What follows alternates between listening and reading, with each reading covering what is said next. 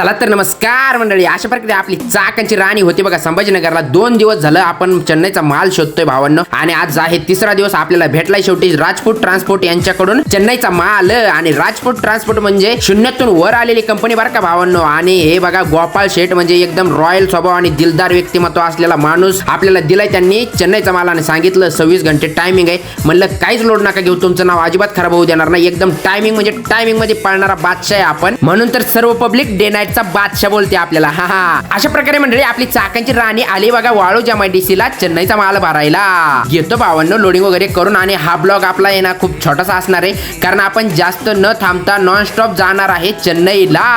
अशा प्रकारे मंडळी आलोय बघा कंपनीच्या ठिकाणी. तर एंट्री वगैरे करून जातो आतमध्ये आणि घेतो आपली चाकांची राणी भरून. आणि मंडळी आतमध्ये आलो तर काय तुम्हाला माहिती बघा, कंपन्या नुसतं अर्जंट करतात.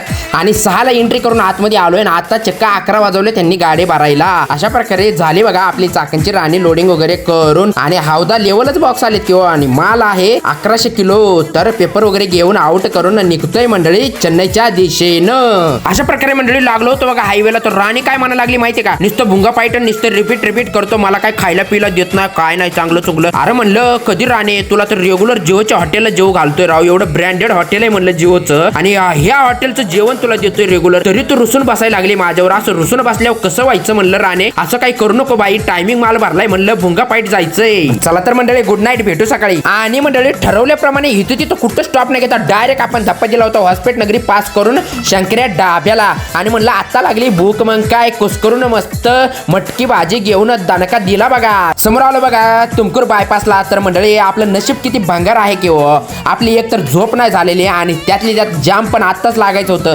एवढं मोकर जाम लागलं ना, चक्क 1.5 तास गेला भावानं ह्या जाम मध्ये आपला बरं का.